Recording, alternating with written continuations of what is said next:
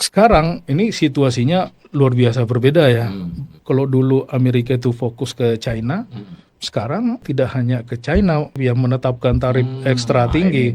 Apa yang dilakukan oleh China sekarang ini mirip-mirip dengan Indonesia sebelum krisis kan. Kita kan dulu aktif nih mendevaluasi mata uang. Nah, dunia ke depan itu adalah dunia yang multipolar, multi kutub, multi currency. Kalau institusi politiknya tidak mendukung, ada batas di mana negara itu akan berhenti bertumbuh.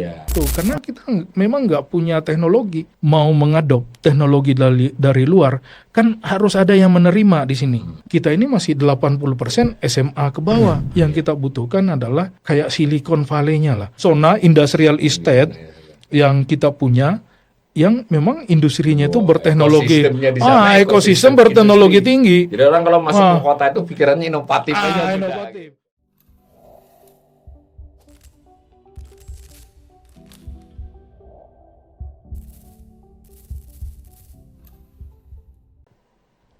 Salam cerdas, Ibu Bapak Saudara-saudara yang saya hormati. Sesi ngobrol ekonomi kali ini saya kedatangan tamu istimewa, seorang kawan saya namanya Dr. Sarkawi Raub. Assalamualaikum Bang Sarkawi. Saya panggil Bang aja dia lebih muda. Waalaikumsalam.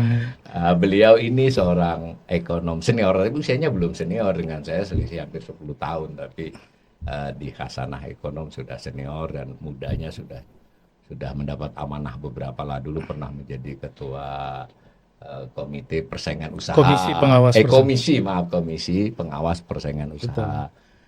Sekarang masih ngajar di Unhas ya, Universitas Hasanuddin. Pikiran-pikiran beliau mencakup banyak hal ya. Terakhir saya dikirimi paparan dia dalam sebuah forum tentang kondisi perdagangan dunia ya, Amerika dan Cina khususnya, dan namanya apa? Wah, saya bilang ini harus kita podcast. Alhamdulillah beliau hari ini bersedia. Nah, tetapi saya mengingatkan kembali para pemirsa, kanal ini fokusnya lebih kepada literasi, Bang Sarkawi. Jadi kita mungkin agak lebih sabar dibandingkan podcast lain. Jadi kita boleh menjelaskan beberapa hal, dan mohon maaf buat pemirsa yang mungkin sudah punya pengetahuan, ini refreshing lah. Buat yang belum tahu, mudah-mudahan bisa pelan-pelan mengikuti logika perbincangan ini. Dan sebagaimana yang sudah-sudah juga, ya kita sebagai ekonom berpendapat, ya ekonom itu bisa salah, yang diusahakan tidak boleh itu bohong. Gitu loh. Jadi kita coba menyampaikan itu. Nah, fokusnya kita mau dengar penjelasan, narasi atau sedikit edukasi dari Bang Sarkawi Raub ini, Dr. Sarkawi Raub, tentang kondisi secara umum perdagangan dunia lah. Nah, bagaimana melihatnya sih? Karena ini kan netizen ini kegiringnya oleh berita-berita sedemikian rupa, seolah-olah ada malah semula hanya perang orasi, menjadi perang tarif, menjadi perang dagang, dan sudah ada yang berspekulasi, wah ini bisa menyerempet kemana-mana. Kita mulai dari yang ekonomi saja dulu. Bagaimana menggambarkan peta perdagangan dunia dan posisi Amerika dan Cina dalam hal ini? Silakan. Jadi ya saya terima kasih dulu nih Kang Mas ini diundang di podcast ini, dan ya podcast ini menurut saya udah luar biasa ya, ditonton oleh banyak sekali orang, termasuk para pengambil kebijakan ya. Insya Allah begitu. Jadi topik ini memang ini ya sangat menarik ya.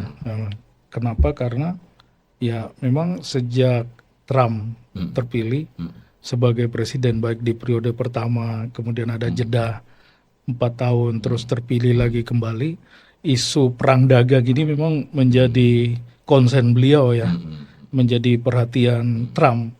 Tetapi kalau kita lihat data-data global, perdagangan global Amerika, China, bagaimana pengaruh Amerika dan China dalam 20 tahun terakhir, memang wajar kalau Trump ini mengambil jalan kebijakan seperti ini ya. Kenapa? Karena kalau di tahun 2000-an misalnya, saya kira ada di presentasi saya itu yang, nah itu memang China itu masih hanya 447 miliar dolar. Nilai perdagangan globalnya mereka tuh. Belum sampai 1 triliun. Belum sampai 1 triliun dolar. Itu 2000-an. Amerika itu sekitar 2 triliun dolar kan waktu itu, 5 kali lipat. Nah, sekarang sebaliknya, ini mungkin tahun 2012-an itu Sudah disalib. sudah menyalip. Nah, jadi China sudah sekitar 6,3 triliun dolar, Amerika tertinggal di angka 5,2 triliun dolar. Naik, tapi perlahan. Nah, naik terus sampai sekarang, dominan secara Secara global perdagangan, ya. perdagangan. Kemudian yang kedua, Mas, mitra dagang utama China juga kalau kita lihat di awal-awal itu hanya beberapa negara saja. Di Amerika Latin ada beberapa yang memang secara politik juga berhaluan kiri ya. Kemudian di Eropa Timur, di beberapa di Timur Tengah. Tapi kalau kita lihat sekarang petanya, ini hampir semuanya bermitra berdagang dengan Cina. Bahkan satu negara di Eropa Barat ya, yang secara tradisional ini menjadi mitra Amerika itu Spanyol. Spanyol itu mitra salah satu mitra dagang terbesar China di Eropa. Menarik. Dan implikasinya, saya nggak tahu nih implikasinya ya Mas.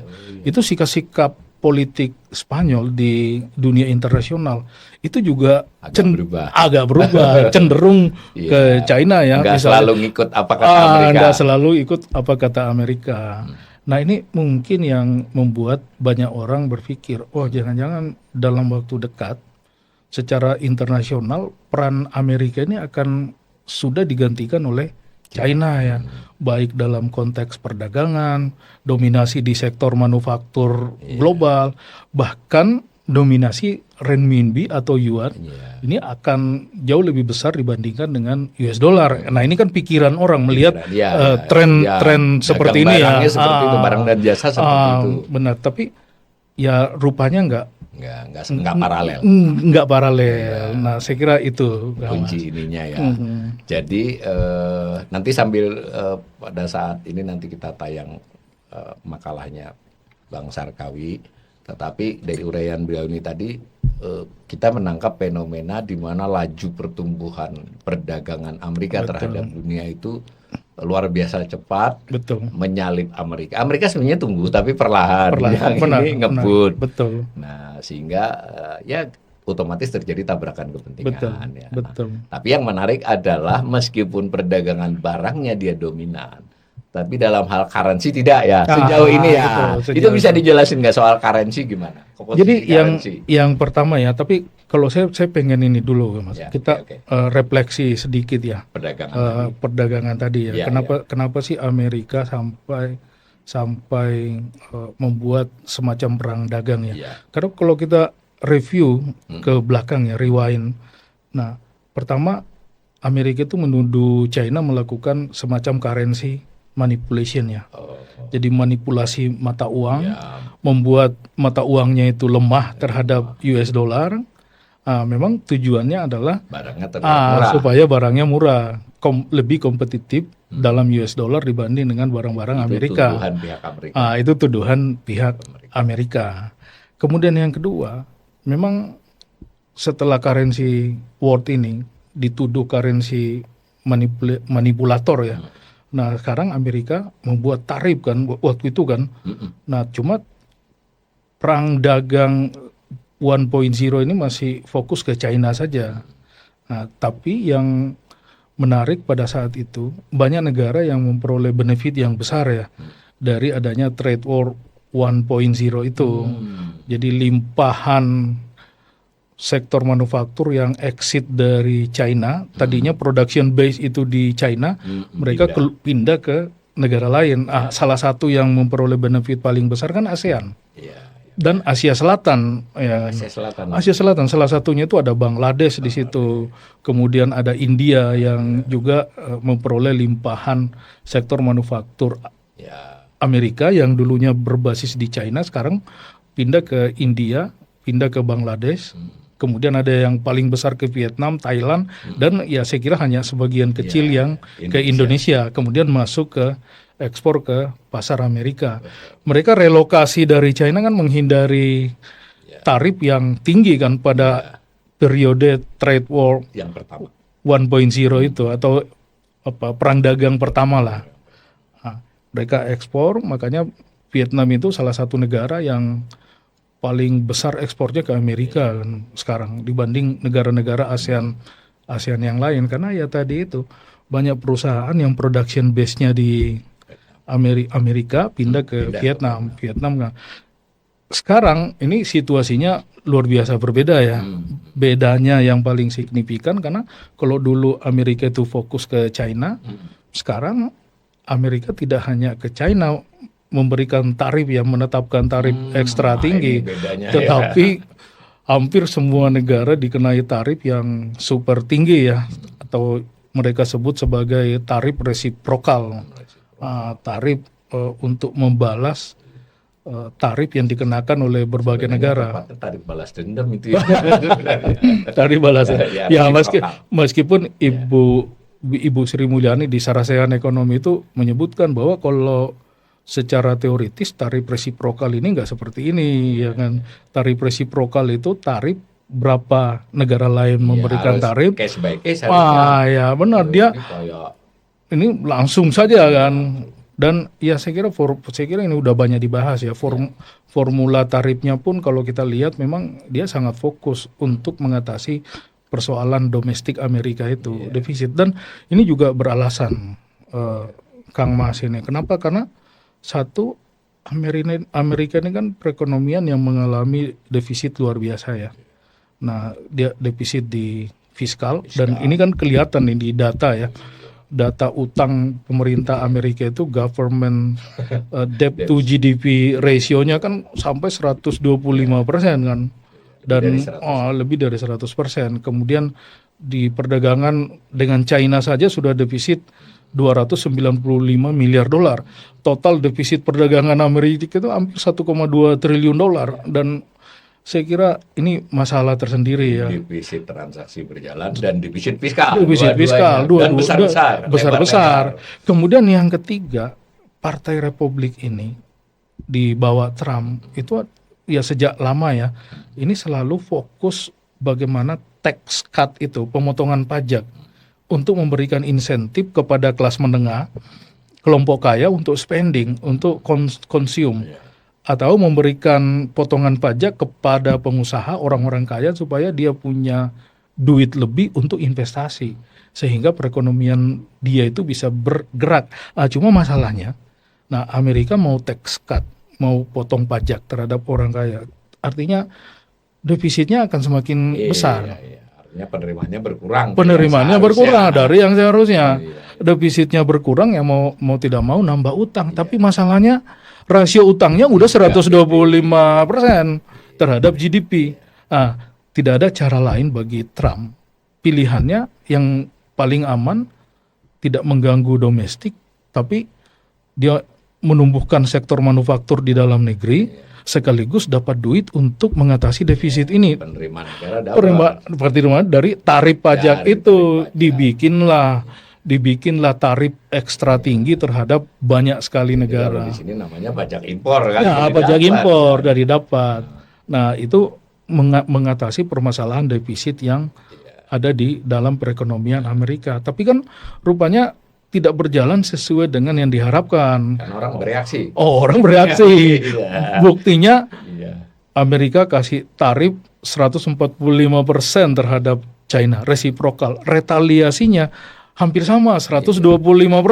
Nah, saya kira ini yang perang dagang antara Amerika dan China. Dan saya kira ya situasi ini buruk baik bagi Amerika maupun bagi China ya.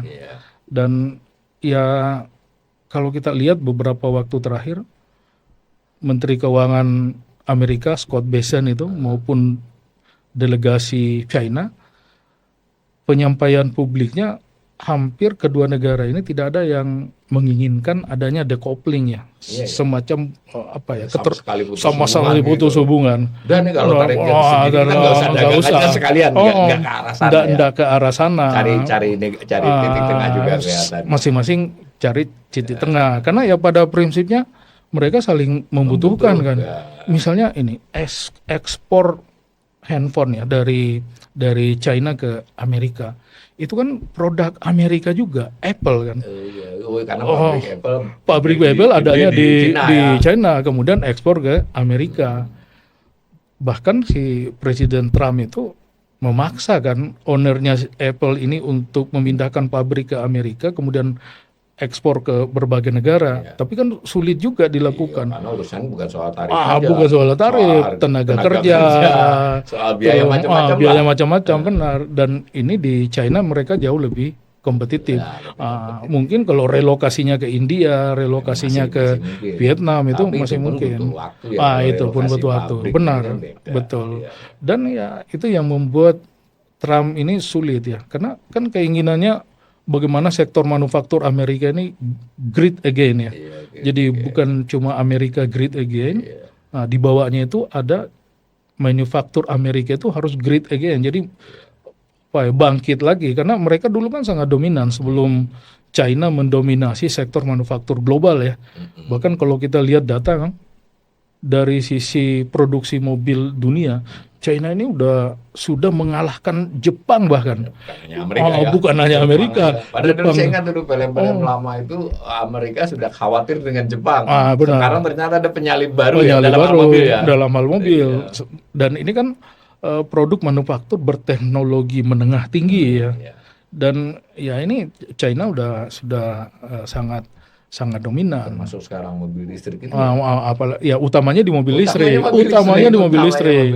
Justru mereka unggulnya di mobil listrik ya. Nah, kalau yang mobil dengan bahan bakar konvensional yang menggunakan energi fosil, nah itu masih Jepang. Masih Jepang. Tapi kalau di mobil listrik ini luar biasa. Tesla saja kelimpungan menghadapi BYD China itu. Dibangun di Indonesia.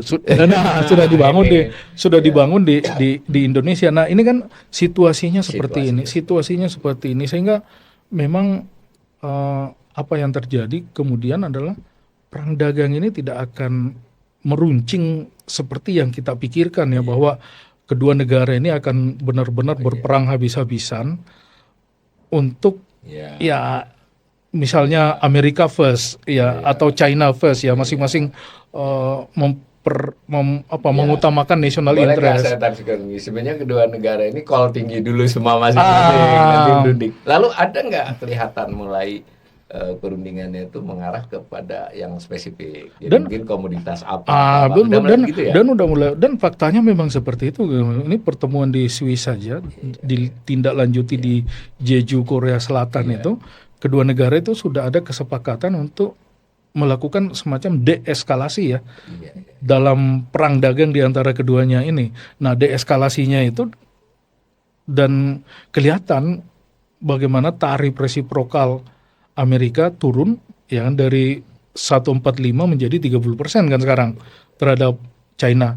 China pun ikut menurunkan tarif retaliasinya terhadap Amerika dari 125 menjadi 10%. Itu saya tanya dulu, kalau tarif itu apakah mereka ada perbedaan antar kelompok barat? Apa misalnya 30 itu semua atau bagaimana? Nah, ya memang. Jadi ada beberapa klasifikasi barangnya tidak diberlakukan sama atau identik untuk semua jenis barang ya. Misalnya kan salah satu isu kan itu kan isu fentanyl ya.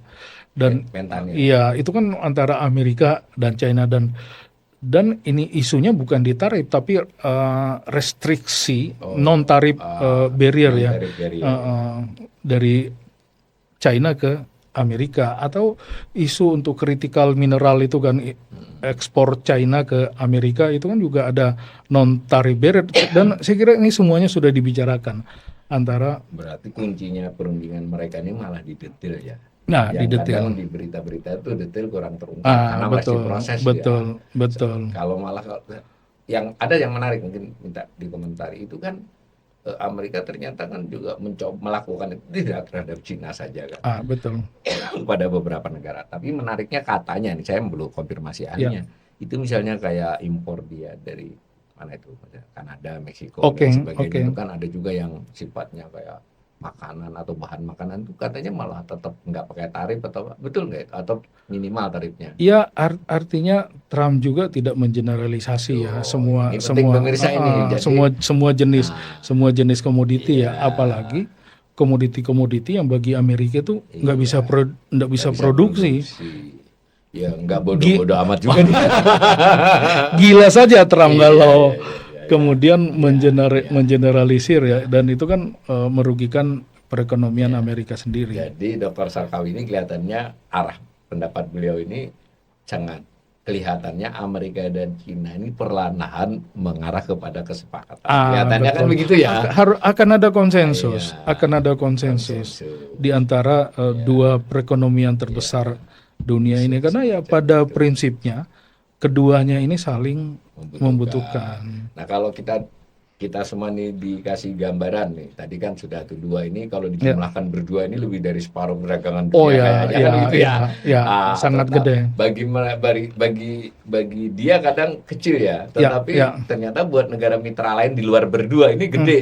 Misalnya kan dari sisi dia defisit terhadap Indonesia misalnya sebutlah sekian miliar dolar. 18 miliar dolar. Itu kan ya dari dia sebenarnya tidak terlalu besar dari dia defisit 1 triliun dolar kan. 1,2. Tetapi dari sisi Indonesia surplus 18 miliar itu sangat berarti. Nah, kelihatannya kan beberapa reaksi negara-negara lain di luar kedua ini kan hal-hal beginian. Nah, kita masuk sedikit sebetulnya di tengah persaingan mereka itu kita dapat memperoleh kerugian atau malah kesempatan dari sisi itu. Jadi ini kerugiannya dulu ya, Mas. Kerugian kita itu karena kalau kita lihat data ya di trade war periode pertama atau 1.0 Amerika China itu yang terjadi adalah relokasi industri. 1.0 itu 2016 ke periode 2017 ke 2021. Pertamanya Trump. Dilantik November. Iya, benar. Nah, terus di periode pertama Trump itu yang terjadi adalah relokasi industri dari China ke negara yang lain, utamanya ke Vietnam, Thailand. Tadi ada perusahaan-perusahaan Amerika, berafiliasi Amerika. Tadinya basis di China, sekarang pindah untuk ekspor ke Amerika. Nah, itu positifnya yang dulu. Nah, cuma seiring waktu, kalau kita tengok data-data itu lagi, ternyata ketergantungan ekspor China ke Amerika itu sejak trade war 1.0 ini menurun. Porsinya dia mencari pasar yang lain. Nah, tapi dia udah dapat pelajarannya. Tapi larinya ke emerging market. Emerging marketnya salah satunya pasti Indonesia. Kalau orang mengistilahkan ini, awas loh, dengan perang dagang ini bisa terjadi banjir produk China masuk ke Indonesia salah satunya. Karena kenapa? Kan Amerika nggak bisa nih. Pasarnya berkurang. Otomatis dia mencari barangnya, produksinya over kan di sana. Dia mau tidak mau mencari pasar baru. Salah satunya adalah Indonesia. Dan dalam banyak hal ya, ekspor kita dengan China itu bersentuhan.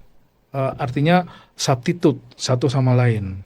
Misalnya untuk produk tekstil dan turunannya itu kan mereka juga masih produksi kan, dan kita juga masih memproduksi hal yang sama. Kemudian di ekspor kita ke Amerika itu salah satunya kan permesinan dan peralatan mesin ya, ada elektronik kan, dan mereka juga memproduksi hal yang sama, masih di Cina juga. Jadi ini saling substitute. Kita bersaing. Beda dengan misalnya untuk produk-produk berbasis sumber daya alam. Kalau berbasis sumber daya alam, ekspor kita ke Amerika itu kan salah satunya misalnya karet alam. Saya kira ini harusnya kita absolutely kompetitif ya. Kenapa? Karena ya kita produsen karet alam nomor 2 di dunia, dan kita pemilik kebun karet terbesar dunia. Dan ternyata ban itu tidak bisa sepenuhnya sintetis. Tidak bisa sepenuhnya sintetis. Genbrake ya. Apalagi untuk ban kualitas tinggi kan. Artinya itu pasarnya jelas ada. Dan itu kan pasti Amerika sebagai produsen Iya, mobil karena iya. permintaan karet alam terbesar dunia itu masih dari produsen mobil kan untuk ban Ban. misalnya. Makanya kalau kita lihat ya struktur industri ban dunia itu kan masih dominasi macam Goodyear Amerika kan. Misalnya ada Bridgestone Jepang, kemudian ada Michelin itu Perancis ya, Eropa lah ya. Kemudian ya beberapa yang lain yang misalnya ada Hankook di Korea. Dan ini kan semuanya Butuh karet alam. butuh karet alam. Dan yang lagi-lagi yang paling besar ya Amerika, Jepang, kemudian di Eropa ya. Dan memang kita pengekspor terbesar karet alam ke sana. Dan saya kira China tidak bisa mensubstitusi ini meskipun mereka juga punya perkebunan karet loh China di bagian selatan sini yang dekat-dekat dekat-dekat Vietnam. Kebutuhan dalam negeri pun mereka nggak cukup. Karena dia juga mengembangkan mobil. Dia mengembangkan mobil. Makanya mau tidak mau ekspor kita ke Amerika ya memang sekarang masih kecil banget loh. Itu hanya kurang lebih 5,44% dari total ekspor kita ke Amerika untuk produk karet alam. Tapi kalau untuk ikan dan udang, nah ini kita masih bisa bersaing dengan China. Tapi udang misalnya Paname ya, yang banyak kita ekspor atau lobster dan lain-lain ini, saya kira ini nggak bisa compete dengan produk, nggak substitute dengan ekspor China ya, karena mereka nggak punya. Nah, tapi kalau perikanan, nah mereka menguasai laut China Selatan kan. Salah satu yang krusial. Nah, mereka juga bisa ekspor. Jadi substitute lagi. Jadi kita punya sedikit keuntungan dan banyak juga kerugiannya. Banyak. Nah, kerugiannya itu adalah satu ya banjir produk China ke sini yang bisa mematikan sektor manufaktur kita di Indonesia. Produksi itu. Keuntungannya Kang Mas, keuntungannya adalah tadi itu limpahan.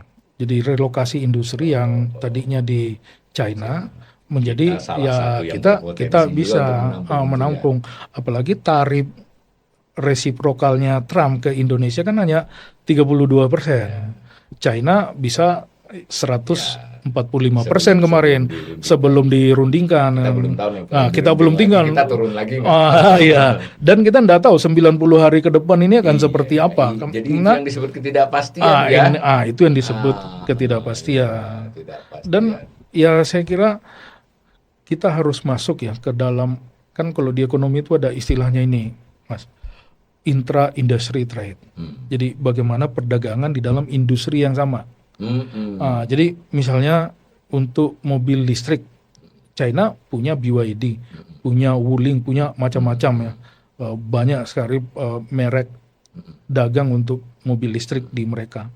Tapi kan ada Indonesia yang punya nikel, dan nikel ini menjadi bahan baku utama untuk membuat baterai mobil listrik.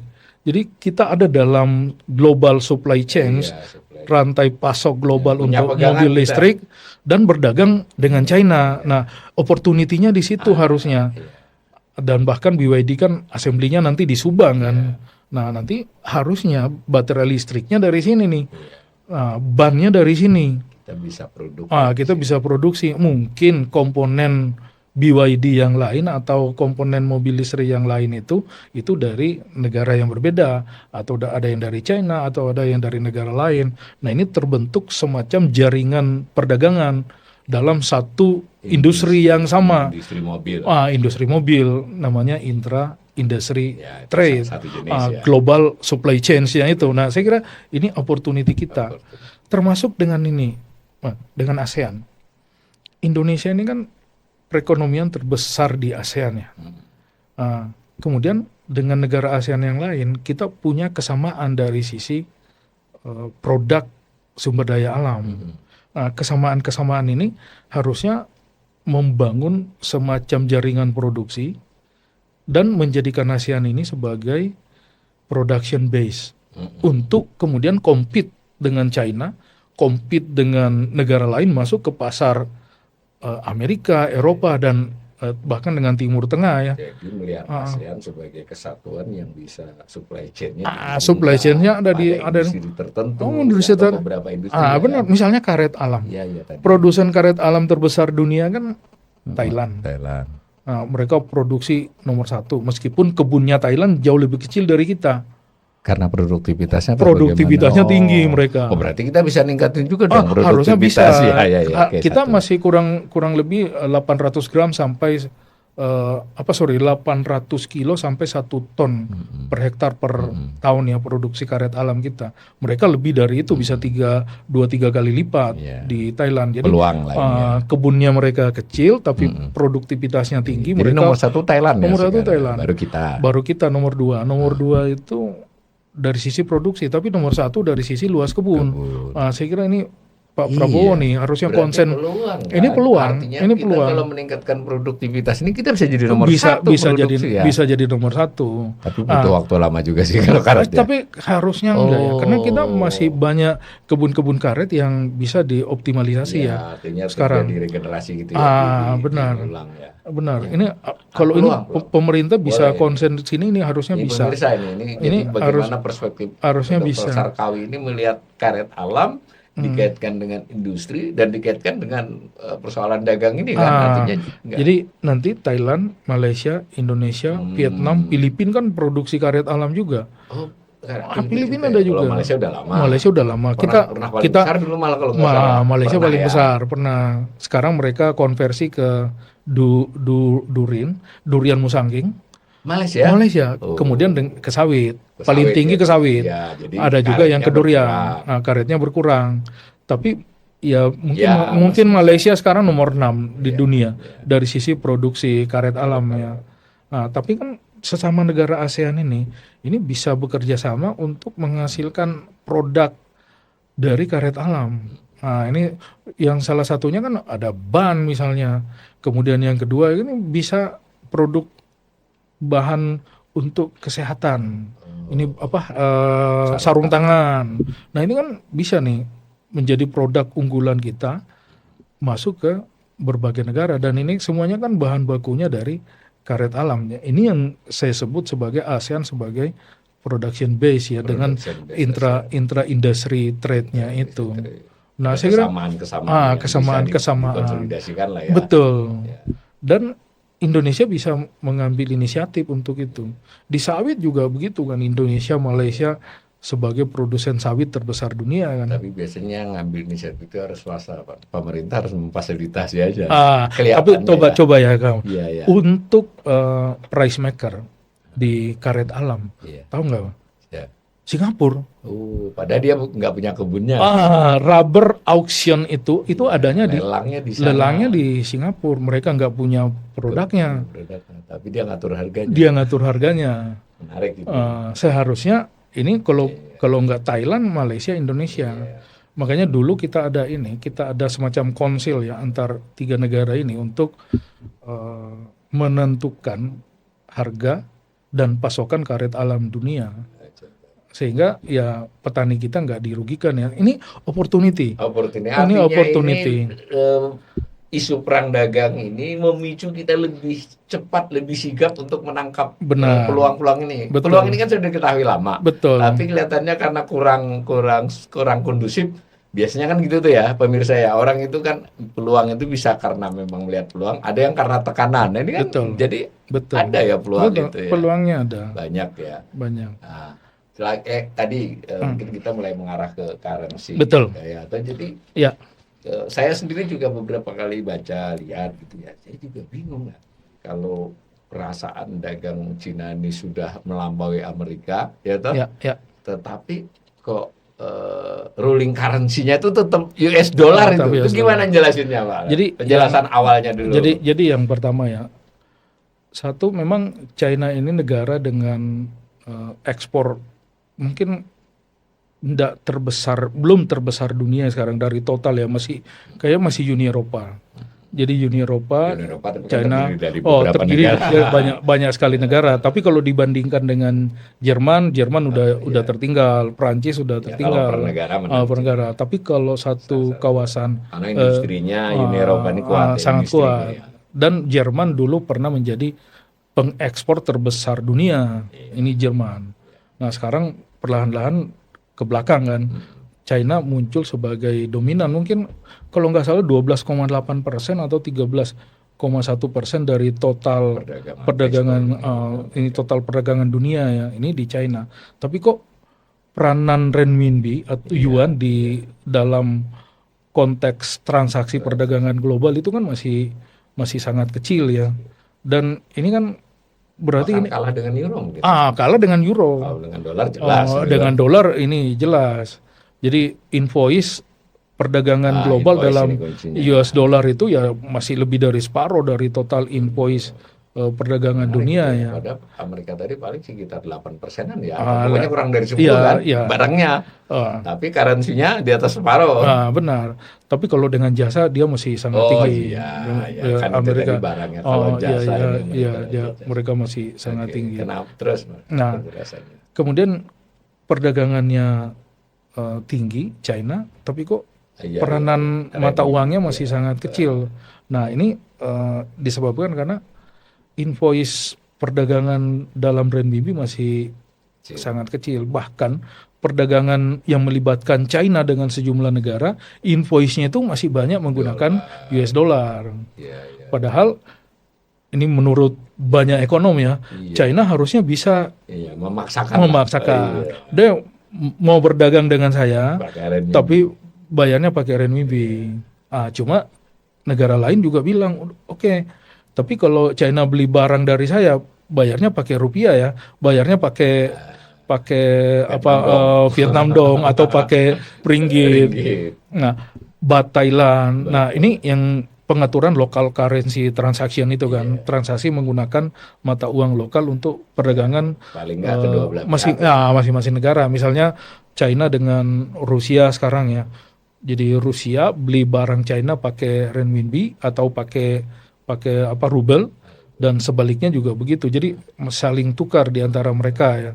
Potensi itu besar potensinya besar local currency transaction di antara, dan untuk yang melibatkan China sekalipun invoice dalam renminbi yuan itu juga masih sangat kecil. Dan diekspor dia sendiri betul.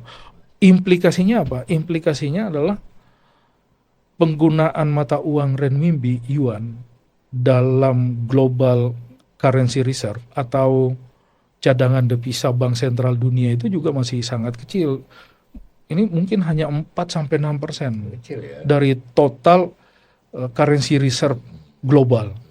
Amerika masih sangat dominan, itu 57-58% itu dalam US dollar, lebih dari separuh. Kemudian euro itu kurang lebih 20-23%.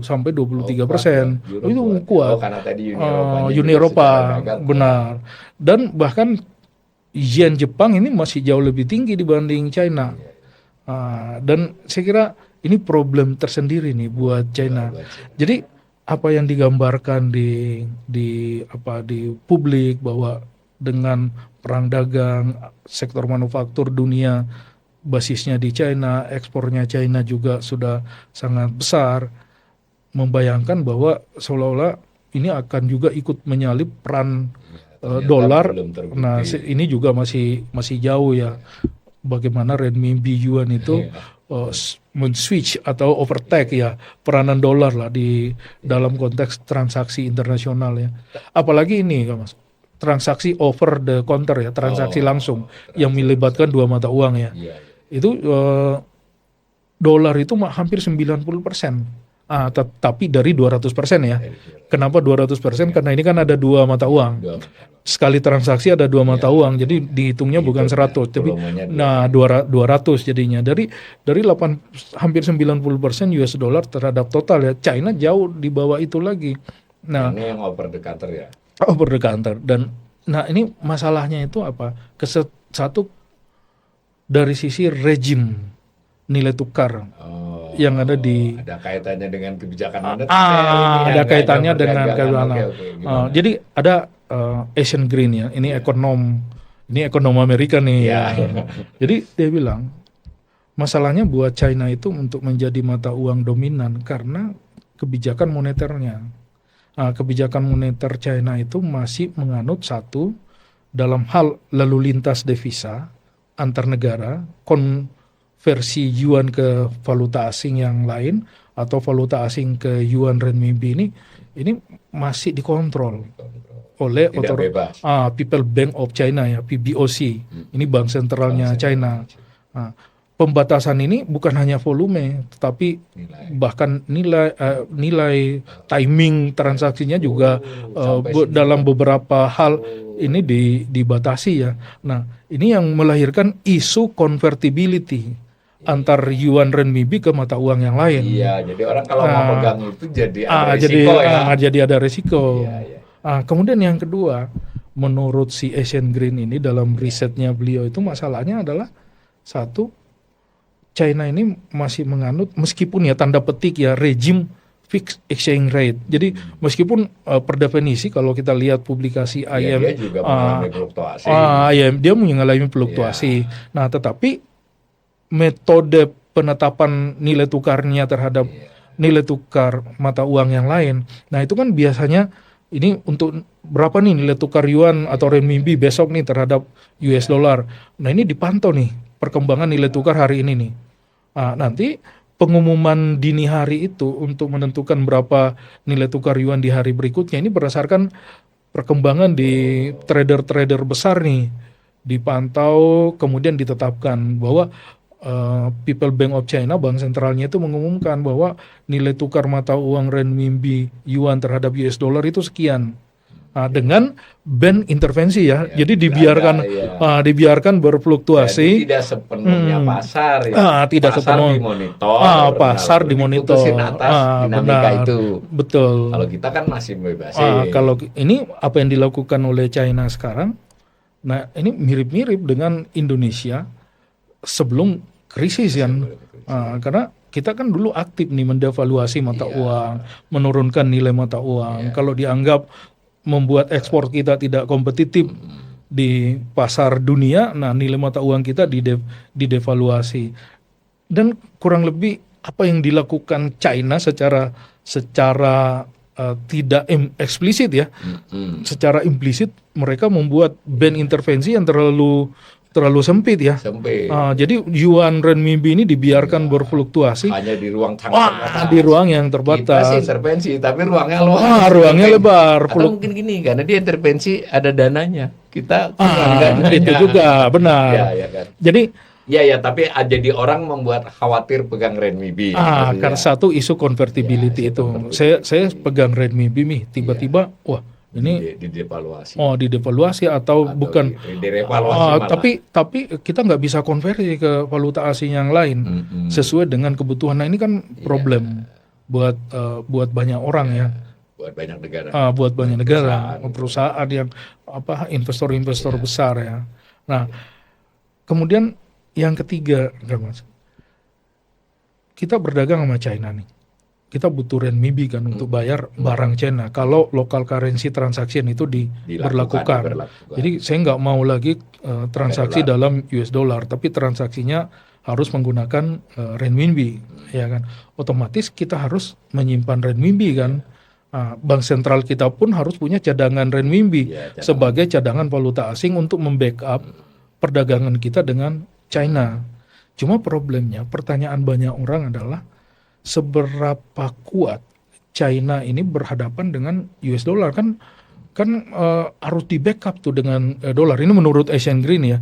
Jadi menurut Asian Green renminbi ini harus di backup dengan dolar. Kenapa? Supaya nilainya ini stabil dengan dolar, sehingga dikonversi ke berbagai mata uang itu nilainya stabil, utamanya dengan dolar. Jadi di bank sentralnya Cina harus ada cadangan di bank sentral Cina harus ada cadangan dolar yang sangat besar untuk membackup mata uang renminbi. Dan memang faktanya sekarang pemegang dolar terbesar dunia kan China ya, itu kurang lebih 3,4 triliun dolar dalam. Tapi mungkin untuk keperluan ini menurut analisis dianggap masih belum mencukupi atau diragukan lah ya. Ya, kenapa? Karena mereka kan menganut rejim mata uang yang relatif terkontrol itu kan, dengan band intervensi yang sempit. Nah, berarti ini kan kalau fluktuasinya tinggi, ini kan supaya ada di dalam band itu kan harus di backup dengan cadangan devisa yang besar ya. Nah, ini yang menurut Asian Green ini akan menyulitkan renminbi untuk menyalip Amerika. Karena untuk membuat mata uangnya stabil dan membuat kepercayaan internasional terhadap renminbi itu tinggi, dia harus punya cadangan dolar yang besar. Nah, dengan penjelasan dari Asian Green ya tadi ya. Asian Green ini menganalisis begitu dan kelihatannya memang kita ekonom mendengar penjelasan itu ini masuk kan gitu. Nah, betul. Tetapi kan kondisi itu kan riset ya 2-3 tahun yang lalu toh. Nah, sekarang kondisinya kan seperti ini. Ya. Ada nggak peluang bahwa sekalipun tadi masih segitu, renminbi ini akan pelan-pelan menjadi pesaing rallying currency, sekurang-kurangnya dia nyalip yen kah, nyalip euro kah, dan apa kemudian nanti pengaruhnya terhadap mata uang kuat lainnya, hard currency itu gimana? Ya. Ada nggak? Jadi dalam beberapa hal renminbi yuan China ini sudah di atas yen, sudah di bahkan tapi belum melampaui euro ya. Ini dalam beberapa transaksi ya. Cuma untuk menyalip Amerika ada nggak indikasi menuju ke sana? Nah ini kurang-kurangnya mendekati. Ini kalau mendekati belum. Tapi bahwa ada tendensi peranan US dollar itu turun, kemudian peranan renminbi naik, ini ada. Berarti dan jadi agak imbang tuh euro renminbi. Kira-kira gitu benar, kira-kira begitu ke depan. Nah ini kelihatan kalau kita lihat ya, sejak tahun 44 itu kan ada Bretton Woods sistemnya, dan ini menjadikan dolar sebagai jangkar sistem keuangan dunia. Kemudian Bretton Woods dibubarkan tahun 70-an. Ada kaitannya karena dianggap Amerika punya cadangan emas. Cadangan emas yang besar. Ada kaitannya lah. Nah, tapi akhirnya dilepaskan dari cadangan emas itu tahun 70-an kan sampai sekarang. Dan dari dulu dari 44 sampai sekarang itu dolar Amerika selalu menjadi safe haven currency. Atau aset-aset dalam US dollar itu selalu menjadi safe haven paling aman. Sehingga safe haven aset itu setiap terjadi turbulensi dalam perekonomian global, orang-orang kaya ini, fund manager, orang investor global itu, jadi ada turbulensi, ini kan keluar semua tuh dari emerging market ya, termasuk dari Indonesia. Pasar modal kita dia keluar, pasar uang kita dia keluar. Yang dicari apa? Safe haven aset, US dollar ataupun US Treasury, atau dalam gold, dalam emas. Nah, ini jadi pilihan. Artinya apa? Pada saat terjadi turbulensi, mata uang emerging market, harga saham emerging market, ini kan mengalami penurunan nih. Atau kalau nilai tukar kita mengalami pelemahan, depresiasi. Kenapa? Karena banyak investor yang keluar dari aset-aset emerging market masuk ke Amerika, makanya US dollar seharusnya semakin perkasa ya pada saat terjadi turbulensi. Ibaratnya ini kalau ada hujan deras ya Mas ya, kita itu langsung berteduh kan supaya aman. Berteduhnya ini di mana? Kalau di pasar uang, masuknya ke aset Amerika. Keuntungan kalau orang lain lagi susah. Nah, ya sederhananya. Nah, gitu. Tapi faktanya ini sejak April 2025. Ini menarik. Nilai tukar US dollar malah tidak menguat seperti yang diharapkan ya. Apa itu? Indeks dolar ya? Ini tercermin pada US dollar index ya. Nah, US dollar index ini kan dibangun dari 6 mata uang utama dunia kan. Tapi nggak termasuk renminbi. Tidak masuk, belum masuk renminbi, belum masuk. Dan itu ada yen, ada dolar kan, ada terkait dengan mitra dagang. Kecuali China. Ini kalau kita lihat US dollar indexnya ini malah menurun kan, sempat di bawah 100. Dan di bawah 100 ini menunjukkan bahwa dolar US ini melemah terhadap mata uang tidak stabil. Tidak biasanya. Nah, artinya apa? Orang nggak lagi melihat US dollar sebagai safe haven asset. Larinya kemana? Rupanya salah satunya ke emas ya. Kemudian yang kedua, ini Treasury Amerika Security. Ini surat utang pemerintah Amerika yang SBN-nya Amerika lah, yang tenornya di atas 10 tahun. Biasanya dalam kondisi turbulensi ini kan jadi orang langsung lari ke sana kan, sebagai Amerika tidak mungkin bangkrut. Amerika ini safe, aset yang paling aman lah. Nah, sehingga harganya itu kan karena permintaannya tinggi, harganya kan biasanya turun. Ya kan, atau harganya naik ya, yield-nya turun. Jadi orang mau pegang biarpun bunganya kecil. Benar. Gitu. Tapi yang terjadi sebaliknya, harga diobral kan, harganya murah kan. Nah, tapi yield-nya tinggi. Seharusnya sebagai safe Jadinya haven relatif tidak seperti biasanya, tidak agak seperti anomali lah. agak anomali. Ya. Artinya apa? US dollar ini dalam beberapa hal tidak lagi menjadi pilihan utama Para orang sebagai kaya lah. para orang kaya sebagai safe haven Ya, aset. Ini yang menjadi indikasi bahwa dalam beberapa waktu ke depan Iya, apapun peranan bisa terjadi. apapun bisa, peran US dollar bisa merosot lah. bisa merosot. Kurang-kurangnya nggak 50% lagi. Ya, enggak 58% lagi untuk global currency reserve Tapi ya. mungkin nggak renminbi yang menaik. Masalahnya kan ini belum ke renminbi nih, baru pelemahan ini itu. Nah, ini gimana? ada kelompok ekonomi yang kedua ya. Iya, Ini selain Asian Green itu kan bilang bahwa China bisa saja mendominasi renminbinya, yang mendominasi transaksi keuangan internasional. Tetapi ya syaratnya itu tadi bahwa dia harus punya stok dolar untuk menjamin stabilitas nilai tukar renminbi terhadap US dollar, sehingga negara lain percaya kan terhadap renminbi. Cuma dengan modal seperti ini dia harus punya dolar untuk mempertahankan renminbi, berarti dia akan selalu nomor 2 dari US dollar kan. Ini nggak mungkin. Ini kan. Tapi memang Asian Green itu bilang ke depan sistem keuangan dunia ini tidak akan lagi sama seperti sebelum-sebelumnya. Kalau dulu kan dolar Amerika sangat dominan.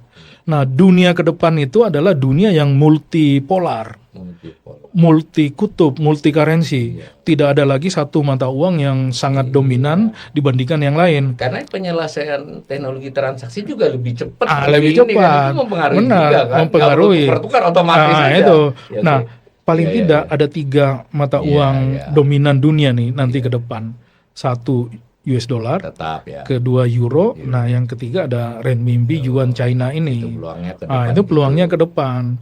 Nah, cuma kalau saya sih lagi-lagi pertanyaannya Indonesia gimana nih dalam konteks ujungnya itu, tapi nanti saja. Nah, kelompok kedua nih yang bukan berlawanan dengan Asian Green, tetapi berpendapat bahwa bisa saja yuan menyalip US dollar ya dalam konteks transaksi internasional, tapi syaratnya itu adalah satu, harus ada reform di China yang berkaitan dengan moneter, devisa, kebijakan kurs. Karena lebih luas lah ya. Harus lebih luas, harus lebih fleksibel ekonomi ini. Kenapa? Ini kalau saya baca di jurnal itu, dia menyebutkan bahwa kenapa People Bank of China, bank sentralnya China, menganut sistem devisa terkontrol dengan yang mempertahankan stabilitas nilai tukarnya, karena satu, mereka tidak ingin kehilangan kontrol terhadap sistem keuangan dia.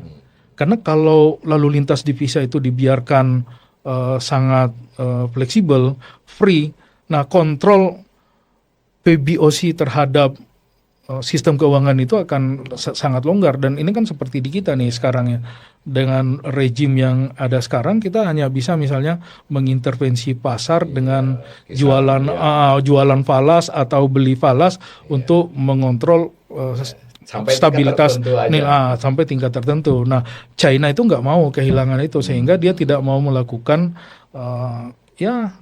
free capital mobility, nggak mau. Kemudian yang kedua, nilai tukarnya tidak dibiarkan bebas begitu saja dengan band rentan ya. Dia pengen tetap rentangnya tipis. Rentangnya tipis 1 sampai 2%. Tapi kita nggak tahu juga ke depannya loh. Artinya bisa jadi mereka berubah akibat keadaan. Bisa. Nah, tapi ada lagi nih. Ini bukan argumen ekonomi nih, tapi tetap basisnya adalah pemenang Nobel ekonomi. Nah, ini siapa? Robinson yang mengarah Acemoglu, yang menulis buku Why Nations Fail itu. Nah, kenapa negara itu gagal? Karena yang diharapkan dari China itu kan satu, mereka reform di sektor ekonominya. Nah, yang diharapkan adalah ada reform di bidang politik. Nah, sehingga apa? Ekonominya dibikin terbuka, politiknya juga dibikin terbuka, karena menurut Acemoglu dan Robinson, kalau institusi politiknya tidak mendukung, ada batas di mana negara itu akan berhenti bertumbuh. Dan jangan-jangan juga seperti itu ya. Karena kalau kita lihat pertumbuhan Ya, ekonomi China secara historis, Melandai. dulu mereka bisa tumbuh di atas 10% kan, Capai 2 dan bahkan hampir 30 tahun ya, menikmati pertumbuhan di atas belasan persen. Sekarang 5% lah. bahkan IMF untuk tahun 2025 memproyeksi pertumbuhan ekonomi China itu tinggal 4%. Belum trade war kan masih 4,5%. Nah, sekarang setelah trade war itu 4%. Nah, ini jangan-jangan ini gejala nih.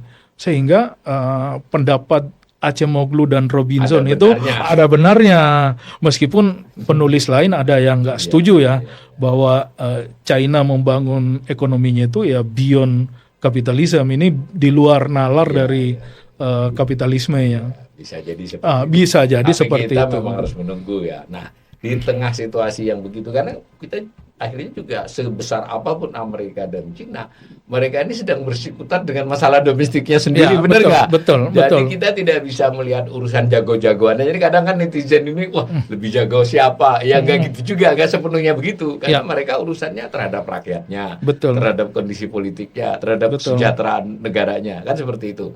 Nah, ini masih banyak kemungkinan, makanya disebut ketidakpastian kan. Nah, di tengah ketidakpastian soal ekspor impor barang, di tengah ketidakpastian currency, apalagi ini juga emas ini juga menunjukkan beberapa gejala yang tidak sepenuhnya sama dengan masa lalu kan. Tidak selalu naik, kadang bisa turun, atau naik lagi. Nah, di tengah begitu kan ada kita nih Indonesia kan, yang di satu sisi juga tetap melakukan ekspor impor, di sisi lain kita butuh modal asing keluar masuk, kita juga melakukan kurs kebijakan devisa. Karena netizen ini banyak ya, udahlah kita mengikuti yang mematok gitu. Mereka sih yang netizen kadang nggak sadar kalau mau pakai kebijakan seperti Cina itu harus punya cadangan dolar. Tapi kalau kita terusin seperti ini, ya terlepas penjelasan BI masih manis, memang kelihatan sudah mulai agak goyang-goyang gimana di situ. Nah, menurut Sarkop dua hal ini, baik itu ekspor impor maupun soal currency dan turunannya terhadap arus modal ini, untuk Indonesia keadaannya itu kurangnya setahun ke depan ini gimana? Nah, ya, yang pertama ya, ini kan tadi kita sudah bisa melihat, bisa memprediksi bahwa situasi keuangan internasional ke depan itu tidak lagi ada satu mata uang yang dominan ya. Seperti US dollar yang selama mengurangi dominasi. Ada euro sekarang dan ke depan akan ada renminbi. Pertanyaannya, Indonesia ini akan masuk ke renminbi, ke US dollar, atau sebagai pengguna euro ya, atau dalam keranjang bank sentral kita itu mungkin 30% US dollar, 30% renminbi, nanti 30% euro ya. Kalau sekarang kesannya kita masih dolar. Karena ya boleh dikata jangkar kebijakan moneter kita itu selalu lihatnya Amerika ya. The Fed bikin apa, kita cenderung melakukan hal yang sama ya.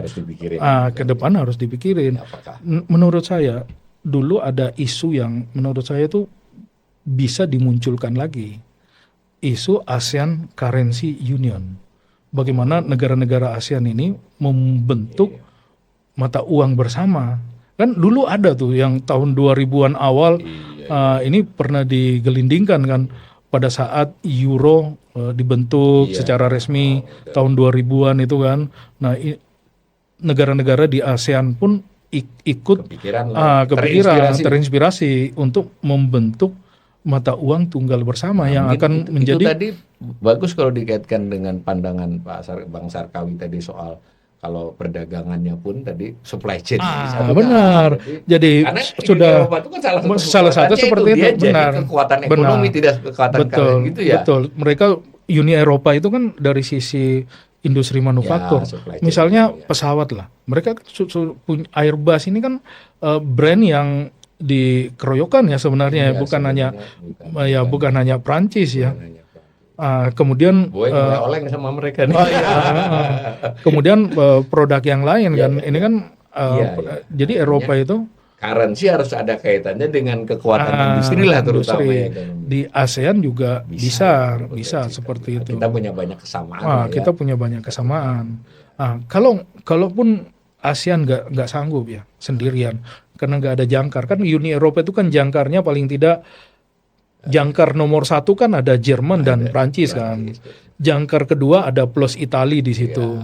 Nah, jangkar ketiga ada plus Spanyol. Ya, 6 lah. 6 anggota Uni Eropa dengan perekonomian terbesar. Kemudian dikembangkan menjadi lebih dari 20 pengguna euro ya. Ada 26, 27 negara kan sekarang. Inggris keluar kan. Nah, artinya jangkarnya itu kan ada Jerman, Prancis, kemudian ya Itali, nah kemudian perekonomian lain yang besar di Eropa ya. Nah, di ASEAN kalau tidak ada yang bisa menjadi jangkar seperti Jerman dan Prancis itu kan kita punya kerjasama ASEAN Plus ya. ASEAN Plus 3. ASEAN Plus 3 itu ya, atau mungkin ASEAN Plus 2 lah, kalau renminbi kan sendiri nih sekarang. ASEAN Plus 2 itu ada Korea, ada Jepang. Nah, ini bisa aja, tapi nggak tahu ini ide saja. Jadi tadi dikaitkan dengan penjelasan Pak Sarkawi yang awal-awal, ya terlepas ini ada tantangan-tantangan berat yang seketika kita lihat, tapi peluang-peluang juga bermunculan dan mungkin kesulitan itu kan membuat kita lebih kreatif, mestinya baik itu pemerintah maupun pelaku ya. Betul. Kita sudah menangkap itu. Nah, mungkin sebagai penutup, ada nggak hal lain dari kasus Cina ini yang kita pemirsa dan kita semua ini yang menarik buat Pak Sarkawi untuk kita mungkin jadi inspirasi kita, kasus entah pengembangan industrinya atau apa? Yang pertama menurut saya ya, kita lihat lagi perang dagang pertama ya. Di perang dagang pertama itu Amerika melakukan pembatasan atau bahkan menutup sama sekali ya perdagangan equipment untuk teknologi informasi ya, ICT. Nah, salah satu kan Huawei itu yang di-ban oleh Amerika. Nah, akhirnya apa yang dilakukan oleh Huawei setelah di-ban oleh Amerika dari produk peralatan teknologi komunikasi, yang dilakukan adalah mereka invest besar-besaran di R&D. Riset sendiri. Artinya apa? Komitmennya kita harus punya produk sendiri. Akhirnya apa yang terjadi? Spending on R&D-nya sangat besar. Mereka bisa menghasilkan inovasi-inovasi baru. Equipment di elektronik itu di telekomunikasi mereka sudah bisa produksi sendiri dan dengan biaya yang jauh lebih murah dibanding barang-barang yang sebelumnya, equipment yang sebelumnya diimpor dari Amerika. Dan ini kelihatan sekali. Kenapa? Kalau kita lihat misalnya dari sisi pendaftaran paten, salah satu perusahaan yang pendaftaran patennya terbesar dunia itu adalah Huawei, bahkan mengalahkan perusahaan sekelas Mitsubishi maupun Intel ya. Dan ya ini efek dari R&D spending yang begitu besar akibat adanya ban atau pembatasan atau penutupan akses teknologi oleh Amerika.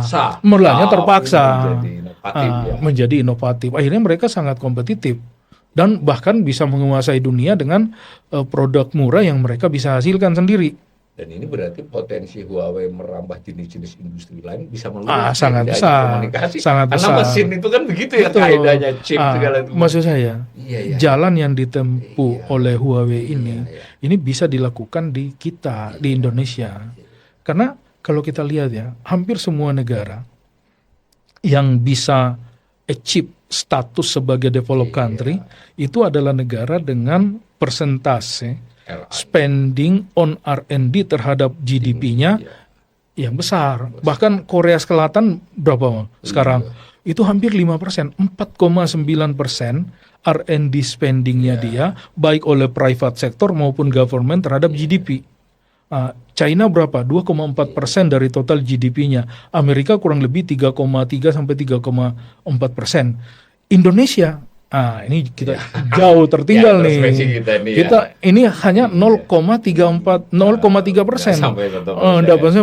Bahkan kita kalah dari Malaysia yang sudah 1% terhadap GDP dan Thailand kurang lebih 1,2% terhadap GDP-nya. Khusus untuk spending on R&D-nya. Nah, artinya apa? Wajar kalau sampai sekarang kita masih mengandalkan ekspor produk berbasis sumber daya alam non olahan, ataupun kalau diolah olahan sederhana banget. Nilai tambahnya sangat kecil. rantai produksinya sampai ke end product itu masih sangat jauh. Ini kenapa seperti itu? Karena kita memang nggak punya teknologi. Kemudian yang kedua ya, kita pun mau mengadop teknologi dari luar, kan harus ada yang menerima di sini. Yang menerima itu satu, kita harus punya tenaga kerja terampil, skill worker berpengetahuan dalam jumlah yang banyak. Kita ini masih 80% SMA ke bawah. Yang S1 mungkin hanya 10-15% dari total angkatan kerja. Ini Mas Rizky yang selalu selalu bilang, sampaikan nih kelas menengah kita. Kan kelas menengah itu basisnya dari mana? Kan pekerja profesional, skill worker, berpendidikan tinggi. Presentasinya kita hanya 17%. Saya kira ini problem yang kita hadapi, dan ini kan mereka ini yang akan mengadop teknologi itu karena mereka ini yang berpengetahuan tinggi. Kemudian yang ketiga, ini bukan hanya skill workernya, yang kita butuhkan adalah kayak Silicon Valley-nya lah.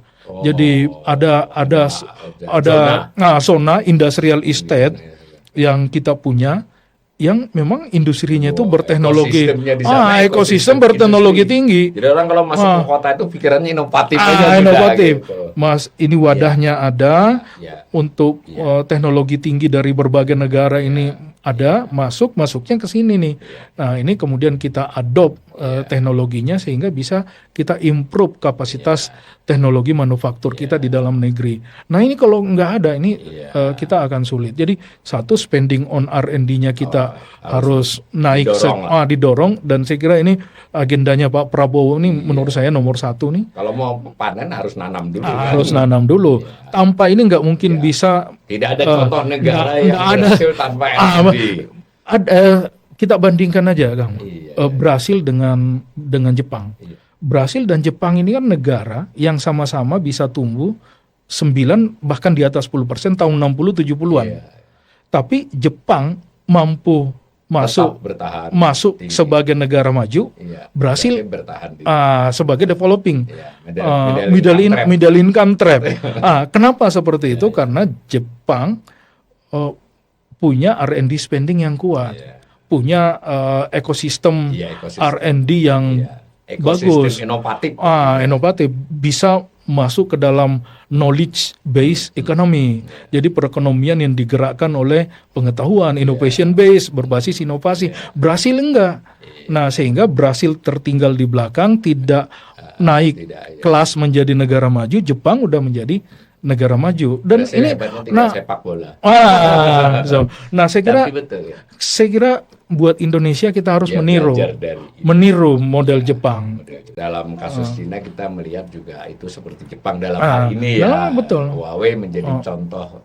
Benar. Gitu ya pemirsa. Jadi dari uraian Dr. Sarkawi tadi kita juga harus bisa melihat persoalan ini kan mencakup banyak hal, tidak hanya soal berdagang saja, tidak hanya soal currency saja, tapi terkait juga dengan kemampuan sebuah bangsa untuk inovatif teknologi, meningkatkan kemampuan SDM-nya, dan tentu di balik semua itu juga sebagai sebuah negara kita perlahan-lahan bukan lagi menjadi negara soft state kita mulai mengurangi kebocoran, mengurangi korupsi, keterbukaan dan sebagainya. Ya Archimagulus sudah bilang kalau kita mau tidak gagal, kita sistem kelembagaan kita mengarah kepada makin demokratis. Pada saat yang bersamaan akses semua orang kepada produksi ditingkatkan, dan ujungnya adalah semua orang perlahan meningkat menjadi lebih sejahtera. Mudah-mudahan pemirsa kali ini podcastnya cukup bisa menggambarkan banyak hal. Terima kasih Mas Sarkawi. Terima kasih.